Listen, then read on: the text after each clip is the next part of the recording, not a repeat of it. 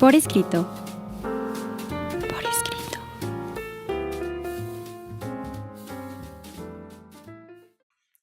Eleva tus sentidos, estamos en un programa más de Radio Anáhuac y el día de hoy nos acompañan. Me da muchísimo gusto darles la bienvenida a este programa. Mi nombre es Cecilia Durán Mena.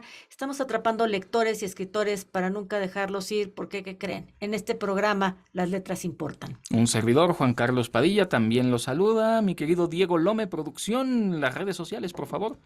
Hola, también pueden disfrutar de este programa en Facebook como Por Escrito MX, Twitter @Por Escrito _, Instagram, revista Por Escrito, Spotify y YouTube como Por Escrito.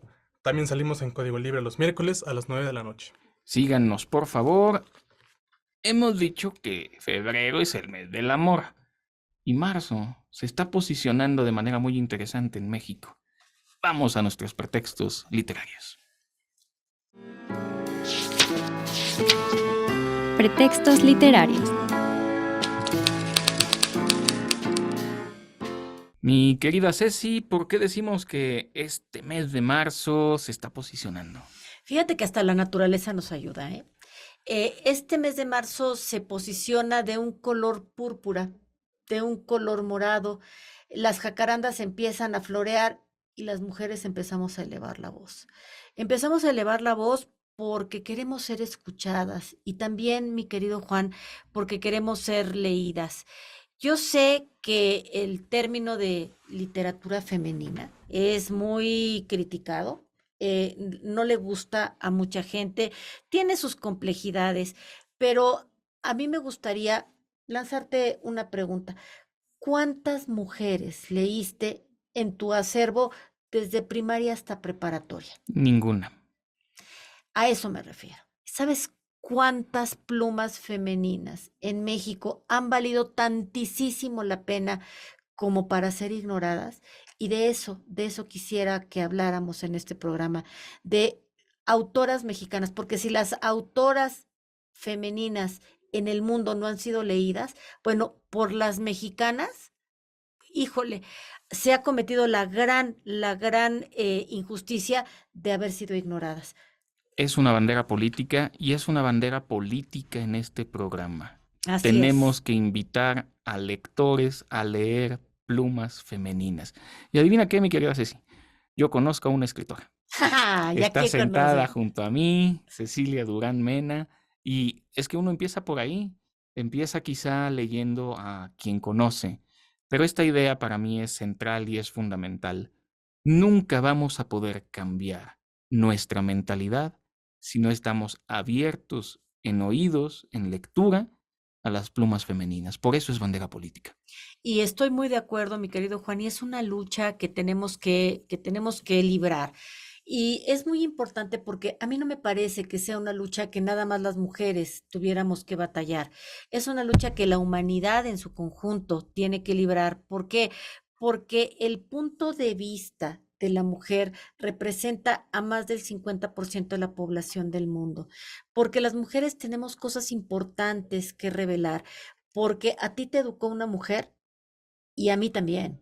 Y eso no quiere decir que tu papá no haya estado presente en la educación como yo también tuve ese privilegio, pero ¿qué crees?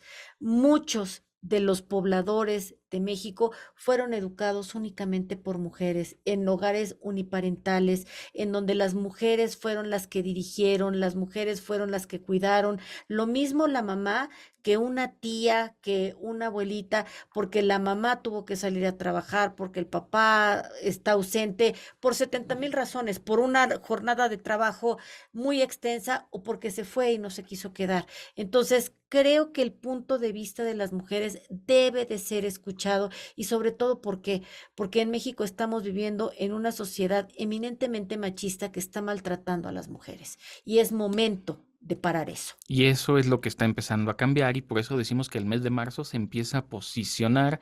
No digo que ya está posicionado, todavía falta mucho por hacer. Vamos a tener esta bandera política durante mucho tiempo, pero espero que nos toque en vida.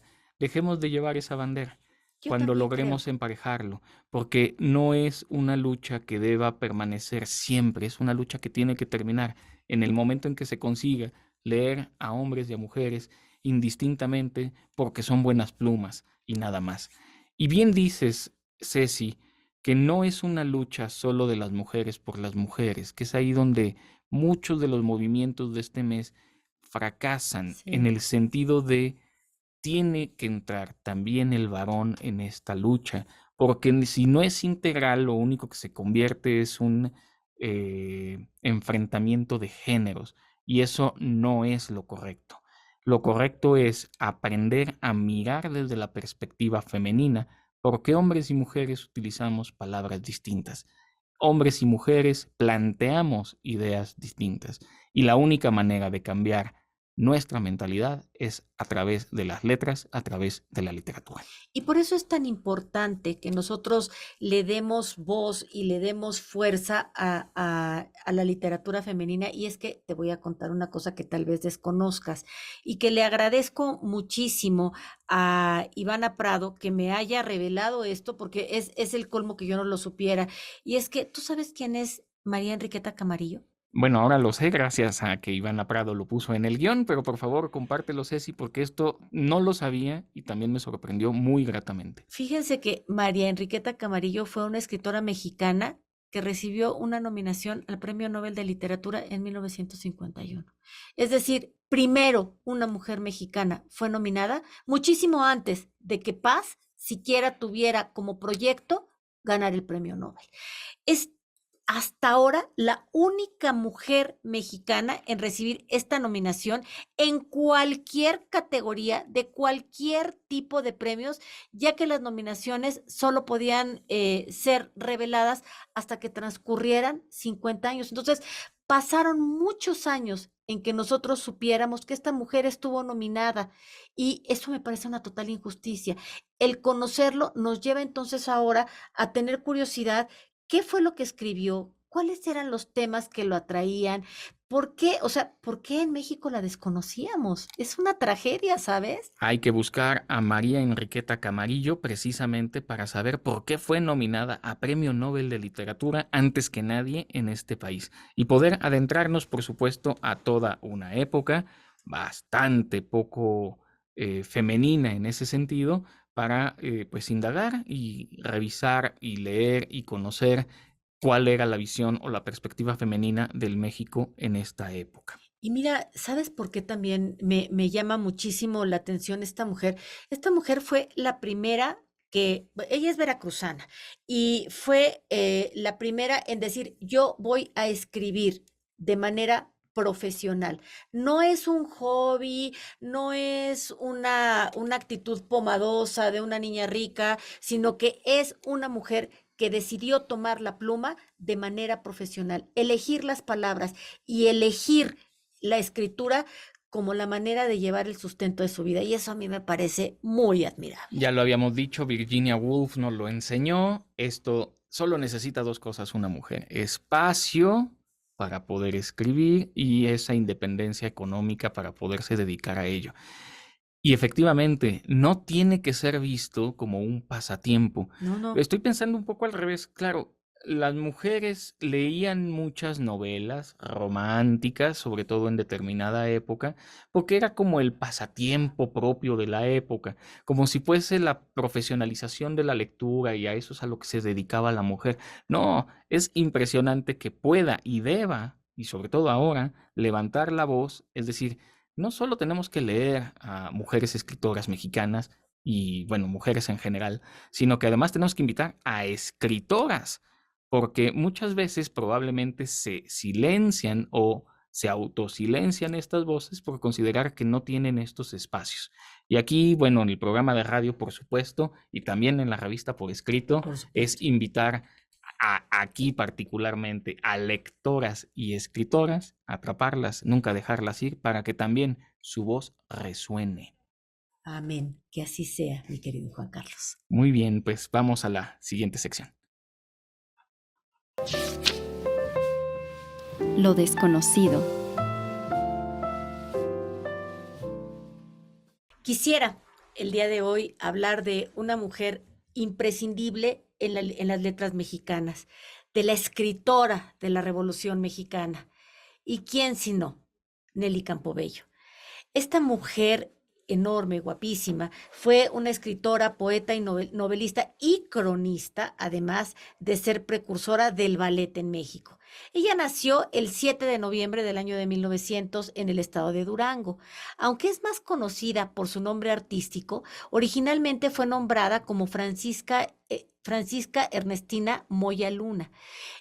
Nelly Campobello creció principalmente en Villa de Ocampo, en su estado natal, para después mudarse a Hidalgo del Parral y a Chihuahua, lugares que posteriormente serían utilizados como escenario de sus obras más reconocidas.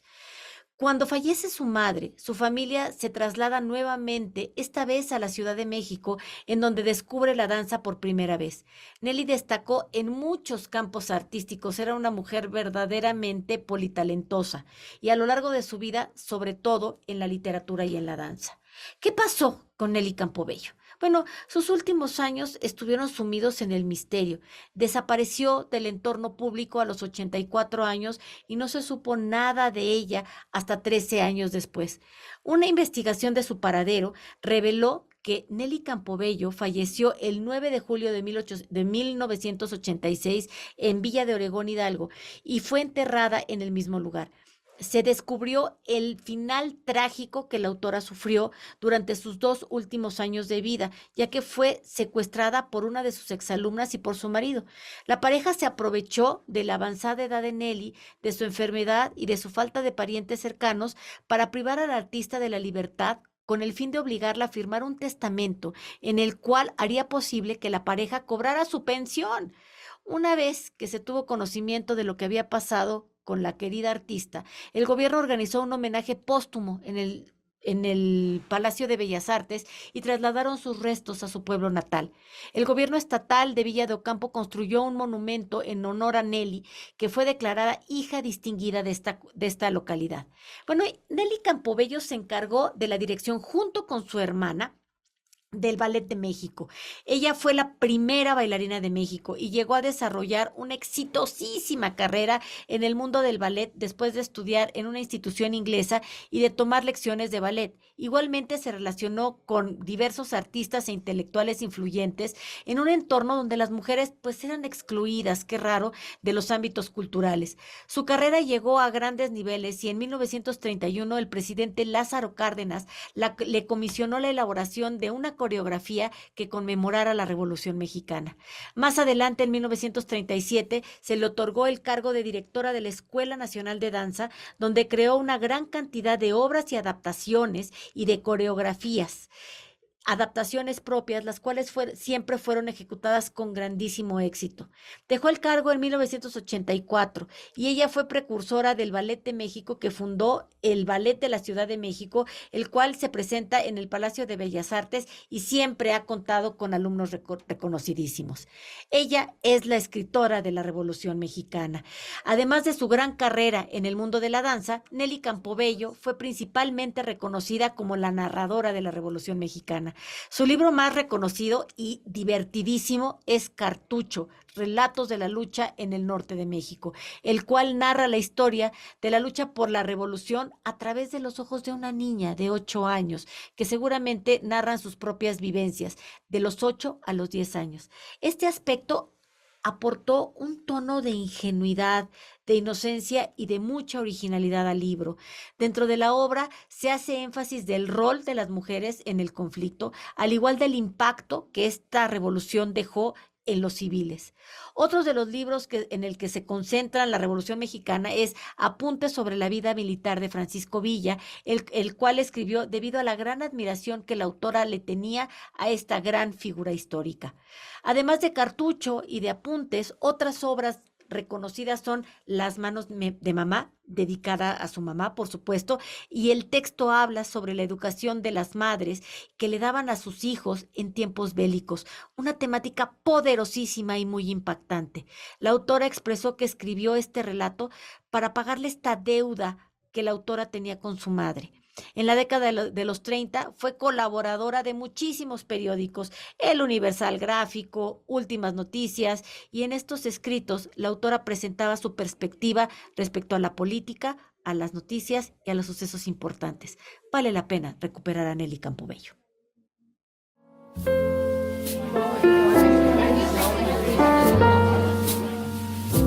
Conversaciones. Muy bien, mi querida Ceci, pues ya en nuestras conversaciones, a mí me gustaría ahora sí tomar la pluma de Ivana Prado, que hizo el guión del día de hoy, y aceptando también la ignorancia. Tú me lo preguntabas, ¿a cuántas mujeres leíste? Estoy recordando un libro que leí en segundo de primaria. No recuerdo si era autor o autora, eso lo tengo que confesar, pero era un poco, se llamaba La habitación de arriba, que es una pequeña novela escrita más bien para niños, que retrata un poco lo que habría en el diario de Ana Frank, sin ser el diario de Ana Frank, pero haciendo como una semejanza. Y estoy mm, más o menos convencido de que debía ser una autora. Entonces, aprovechando el gran guión que tenemos, lo que vamos a ir haciendo es un poco tejiendo para conocer y descubrir diferentes escritoras mexicanas. Vamos a comenzar con Fernanda Melchor, Ay, buenísima. periodista, ensayista, traductora y narradora, conocida principalmente por la novela Temporada de Huracanes, la cual ganó el Premio Internacional de Literatura recientemente, en el año 2019, al igual que la traducción al alemán de la obra en Berlín del mismo año. Su impresionante e innovador manejo del lenguaje hace una prosa única, la cual rompe con los estándares y no tiene consideración por los tabús. A través de sus diversos trabajos ha logrado capturar la realidad del México actual, su violencia, su inequidad, que son temas también muy propios de este mes, gracias a esa manera honesta y su estilo envolvente. Aquí platicábamos fuera de micrófonos de esta película de La ballena, donde al menos puedo decir una cosa sobre este profesor de literatura que le pide a sus alumnos ser honestos. Y creo que esa sí es una parte muy importante de la literatura. La honestidad, sin duda, sin duda. Yo quisiera referirme a Cristina Rivera Garza. Cristina Rivera Garza es una mujer de una pluma fuerte, o sea, tiene 30 años de experiencia en el mundo de la literatura y ella ha hablado, o sea, ha escrito ficción, no ficción y tiene una gran diversidad de géneros. Esa es la versatilidad de Cristina. Ha escrito novelas, poesía, relatos, antologías y su obra ha sido merecedora de 6 de los reconocimientos más importantes de la literatura mexicana. ¿Qué es ella? Ella es Premio Nacional de Novela José Rubén Romero en 1997. En 2 ocasiones ganó el Premio Sor Juana en el 2001 y en el 2009. Y su trabajo se caracteriza, fíjate, por ser muy universal. Esta mujer es de estas que podemos decir, ella es mexicana, pero de México para el mundo, sin duda, ¿eh? De México para el mundo. Ahorita mencionabas a Sor Juana por el premio que ganó esta escritora. ¿Y podríamos decir que Sor Juana es la mamá de los pollitos? Sí, claro, como de que no. Y te quiero decir por qué, y ya sé que me estás haciendo mi gran regalito, porque de Sor Juana se habla mucho, pero la leemos muy poco. Esa es y claro, hombres necios que acusáis a la mujer sin razón, sin saber que vos sois la ocasión de aquello mismo que acusáis. Esta redondilla que a mí me encanta y que de repente a tantos no les gusta porque se sienten muy interpelados, a mí me gusta más la carta Sor Filoteo de la Cruz, leer, leer y más leer, sin otra razón que los propios libros. Es que habría que conocer a esta mujer tan lúcida, tan inteligente y tan censurada. Yo la peor, porque no puedo ser mejor que tú, Diego Durán, que eres mi confesor y que me estás poniendo el pie en el cuello y me estás haciendo sentir culpable de ser tan inteligente. Ya me quedé pensando si Cecilia Durán tendrá que ver algo con Diego Durán. Ay, no quiero, no. Ese no es mi pariente, no. Muy bien, vamos a hablar ahora de otra escritora que sería Laura Sofía Rivero. Ella es docente y Qué ensayista, padre. nacida en la Ciudad de México, ha publicado en diversas revistas como en Letras Libres, en Tierra Adentro, en Círculo de Poesía, merecedora de becas de la Fundación para las Letras Mexicanas, el FONCA, al igual que premios como el Certamen Internacional de Literatura Sor Juana Inés de la Cruz, ella en 2017, el Concurso Nacional de Crítica Literaria Elvira López Aparicio en 2016 y algunos otros premios más. Su talento se extiende hasta el mundo artístico con diversos reconocimientos en el entorno. Su trabajo toma la vida cotidiana y las circunstancias de nuestro entorno para analizar la realidad de forma crítica y ofrecer nuevas perspectivas. Finalmente es una ensayista, una académica. Las obras de la joven autora transmiten una promesa. Laura Rivero continuará captando la atención y hay que tenerla en el radar porque va a seguir dando mucho de qué hablar.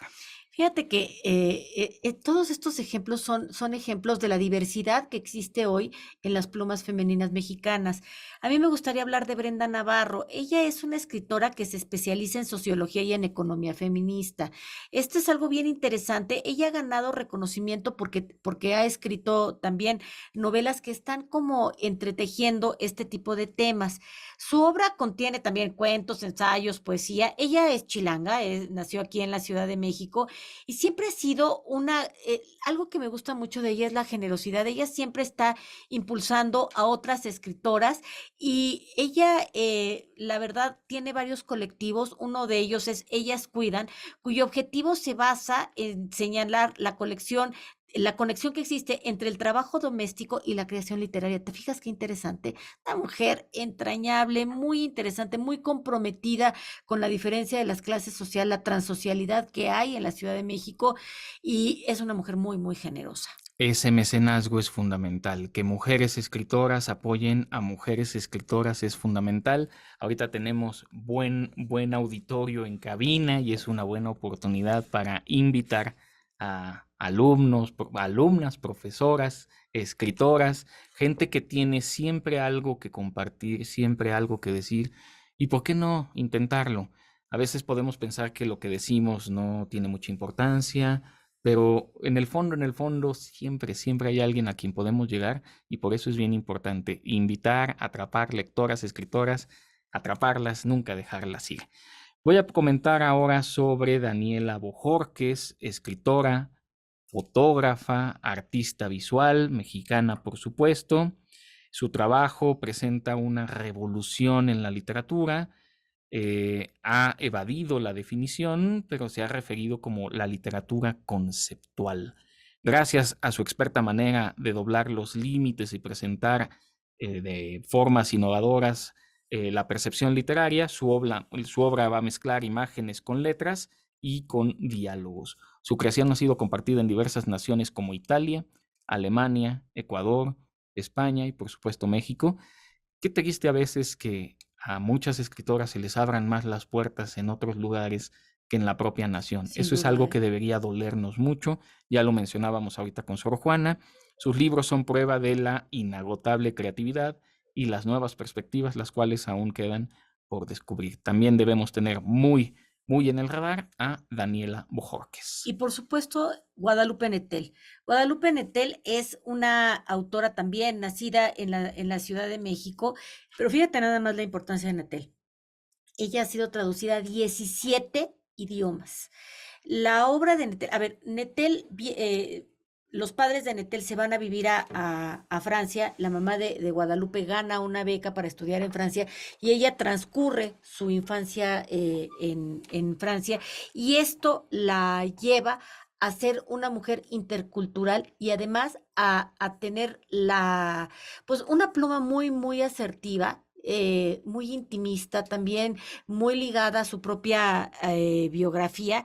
Ella ha sido reconocida con premios como el Premio Internacional Herralde, y ese fue así como que el gran hitazo que ella ha tenido. Tiene una obra muy original, ella es muy sofisticada, muy, muy inteligente. El último libro que yo leí de ella fue El Nido Vacío. Híjole, te jala el ombligo porque habla de una madre que no quería ser mamá, que finalmente se decide, y cuando finalmente tiene el privilegio de ser madre, su chiquita nace enferma y está a punto de morir. Lean a Guadalupe Nettel si verdaderamente quieren saber lo que es tener la conmoción de una escritora enorme que hace del sentimiento femenino algo universal. Ese sentimiento de el nido vacío es algo que un varón no podrá jamás comprender del mismo modo. Y la única manera de aproximarnos sería pudiendo leer, en este caso, a Guadalupe Nettel. Ya hablamos de las autoras, vamos a hablar ahora un poco de los libros. Ya decíamos que nos sorprendía el caso de María Enriqueta Camarillo, que fue nominada, aunque nos enteramos 50 años después, a Premio Nobel de Literatura. Hay en el Fondo de Cultura Económica un libro que se llama Rincones Románticos, y en este libro hay una antología que reúne las piezas más importantes de la bastante extensa literatura que esta mujer mexicana, y repetimos, la primera nominada a Nobel de Sí, Literatura wow. en México, escribió. No podemos perdernos esta maravilla, esta gran noticia. Vaya, parece terrible, ¿no? No ganó el premio Nobel, Terrible. pero fue nominada, y eso la puede otra vez arrimar a, pues al escenario para que podamos voltearla a ver y conocerla. Y fíjate, Juan, que yo quisiera hablar un poquito de esto que tú decías, de la gran injusticia que tienen los textos femeninos. O sea, cualquier escritor que quiera ser publicado tiene que pasar por un gran camino de perseverancia y muchos rechazos. Aquí te dicen que no, y allá te dicen que no, y más allá te dicen que no. Y luego tú empiezas a sentir que lo que tú estás escribiendo no tiene sentido. Pero luego, si encima de todo tú escribes y firmas como mujer, ¡ay! Las posibilidades se te reducen muchísimo. Eso ha sido histórico. Y eso es parte del motivo que Pretextos Literarios por Escrito tiene. Es darle un espacio no solamente a las voces femeninas, a todo tipo de voces, pero las mujeres encuentran aquí un gran refugio para poder ser publicadas. Tú decías, es una pena que se publique más la obra de las mujeres en el extranjero que en México. Mis novelas han sido publicadas mejor en Perú, en España, en Argentina, y he sido premiada en otros lugares menos en México. Digo, también me han publicado aquí, por supuesto, pero es eso, es darle este espacio a las mujeres para que cuenten, porque las historias que tenemos que contar también las mujeres en este México que es muy violento con nosotras, en donde tú sales a la calle y tengas los años que tengas el cuerpo que tengas, te dicen una sarta de cosas, te subes al metro y de repente sientes la proximidad de un varón, vas caminando en la calle y dices, Dios santísimo, ¿iré a llegar a mi casa bien? Esas historias hace falta contarlas para que nos escuchen desde los púlpitos del poder y nos empiecen a proteger. Sin duda, sin duda. Me lo han comentado muchas personas, muchas mujeres. Claro, para uno como varón es más fácil moverse en transporte público. A mí me parece cómodo. En muchas ocasiones es mejor que utilizar un carro, pero claro, no es lo mismo. Yo tengo más certezas de poder regresar al salir de casa que cualquier mujer, como dices tú, sin importar condición, cuerpo, edad, etcétera. Quiero hacer referencia a Paradise de Fernanda Ujú. Melchor. Esta es su última novela, se apega a un estilo que explora y muestra controversias de la vida cotidiana de los mexicanos hoy. Ujú. Voy a leer de qué trata esta novela. Sigue a dos jóvenes adolescentes, los cuales comparten un descontento general en cuanto a su vida y las circunstancias que les han tocado vivir. A lo largo de la trama, ambos jóvenes comparten sus deseos. Uno sueña con su vecina y otro desea escapar de su pueblo y de la opresión de su madre. Deseos que rápidamente se convierten en una obsesión enfermiza, plasmada expertamente por el gran manejo del lenguaje que posee Fernanda Melchor. Paradise. Ay, ay, ay. Y a mí me gustaría hablar del Invencible Verano de Liliana. ¿Te das cuenta del titulazo que escogió Cristina Rivera Garza? Y a mí verdaderamente me sobrecogió cuando me enteré de qué trataba esta obra, y es que relata la vida y el legado de la hermana de la autora. Liliana, que fue víctima de un feminicidio hace 20 años. Cuando ella tenía 20 años de edad, fue asesinada el 16 de julio de 1990, y su historia es relatada en el 2020 por esta Cristina Rivera Garza, en donde ella trata de recuperar la memoria y la voz de su hermana. ¿Y qué es lo que ella pretende? Buscar justicia, porque aquí en este México, y sobre todo cuando estamos hablando de desapariciones forzadas, de secuestros, y de mujeres que no saben en dónde quedaron, la justicia no es ni pronta ni expedita. Entonces, esta mujer de verdad arrima el alma y reconstruye. Yo quiero imaginarme todo el dolor que pasó esta mujer para poder escribir esto, porque recordar el hecho de que tu hermana ya no esté, el hecho de que haya sido desaparecida, la angustia de no saber en dónde quedó y todo esto le debió de haber costado, híjole, todo el cuerpo del mundo. Y eso en los casos en los que se hace justicia, porque muchas veces ni siquiera eso. En el último puente que hubo en el mes de febrero, cerraron la La carretera autopista, así es. México-Cuernavaca. Me tocó el fastidio de tener que esperar, de todo esto. La gente se enardece, toca y demás, pero es falta también de empatía. No digo que esté bien bloquear calles, creo que no es la vía adecuada, pero sí hay una manifestación súper importante y es levantar la voz. Estamos hartos de las desapariciones forzadas y particularmente cuando se trata de mujeres. Y esto es lo que tiene que parar, y la única forma de parar es sumándonos todos. Nuevamente es la idea de no puede ser solo las mujeres peleando por sus derechos. Tenemos que ser todos los mexicanos para que esto pueda cambiar. Quisiera platicar de la tercera novela de Valeria Luiselli, que se llama Desierto Sonoro. En este caso, se trata de una historia de un matrimonio en crisis que a lo largo de un viaje a través de Estados Unidos van a tener diferentes ideas, perspectivas de los personajes, donde se toca el tema de la migración latinoamericana al norte, la injusticia social, el genocidio de los pueblos indígenas. Y en ambas partes el matrimonio se dedica a hacer, por un lado, un poco la crónica de lo que están viviendo y de esta manera hacer la analogía de las problemáticas sociales que se viven no solo en México, sino en toda Latinoamérica. Sin duda. Y a mí me gustaría hablar de Lidia Cacho. Lidia Cacho es una mujer muy inteligente. Es una mujer que ha sufrido en carne propia la violencia de un hombre muy, muy poderoso, un gobernador del estado de Puebla, y lo sufrió ella en carne propia. Pero fíjate nada más, Ellos hablan, es el título de su última novela. Es la primera parte está construida por 3 entrevistas a hombres que, ¿qué crees? Han sido víctimas del machismo. Este libro habla de cómo el machismo, mi querido Juan Carlos, también violenta a los hombres. Por eso te digo, no es una lucha nada más de mujeres para mujeres, es de los mexicanos como sociedad. Sí, hombres que han sufrido algún tipo de violencia. Estos testimonios buscan redefinir el concepto colectivo de masculinidad. ¿Cuántos bullies te topaste en primaria?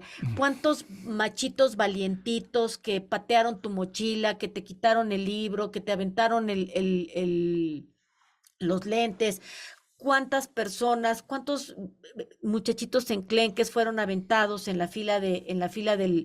la tiendita? Y ya ni hablemos de cuántos, por tener a lo mejor cierto rasgo femenino, etcétera, fueron víctimas de burla, etcétera. Hay que leer a Lidia Cacho porque Lidia Cacho también fue capaz de salir de esta perspectiva de hombres contra mujeres y de ver el dolor que el machismo le causa a los hombres también. Porque puede ser el buleado, puede ser el buleador, pero también puede ser el testigo. Yo creo Híjole, que ese es más bien un poco el caso en el que pues tampoco te atreves porque los otros grandotes te van a agarrar a ti de porquito, por supuesto, solo oh viví sí. primaria, secundaria, preparatoria y demás. No quiero dejar afuera a ninguna de nuestras autoras, de No, modo no. que rápidamente voy a mencionar. De Brenda Navarro recomendamos Casas Vacías, de Daniela Bojorques, Óptica Sanguínea, de Guadalupe Nettel, La hija única, de Alejandra M. Vázquez, Su cuerpo de Harán, y finalmente, y creo que por aquí es por donde podemos recomendar iniciar, de Cristina Liceaga, Antología de escritoras mexicanas, para podernos aproximar muchas veces ya a los libros grandes y saber exactamente qué autora nos puede cautivar, conviene leer un poco de esas novelas o cuentos de corto aliento para que después nos inviten a leer El largo aliento. Despedimos el programa, mi querida Ceci. Con una invitación, lean la revista Por Escrito. Tenemos 7 años publicando hombres y mujeres. Lean, escriban, mándenos. Y también quisiera agradecer este guión maravilloso que redactó Ivana Prado. Me despido, mi nombre es Cecilia Durán Mena. Seguimos atrapando lectores y escritores, lectoras y escritoras para nunca dejarlas ir. Un servidor, Juan Carlos Padilla, también se despide, no sin antes agradecer la presencia en cabina de Híjole. Frida Ramírez, de Valeria Arteaga, de Natalia Cobo, de Mariana Velázquez, de Jania Fuentes y por supuesto de Diego Lome y Lalo en producción. Que su vida literaria sea gozosa. Ultimátum. Queredlas cual las hacéis o hacedlas cual las buscáis. Redondillas, Sor Juana Inés de la Cruz.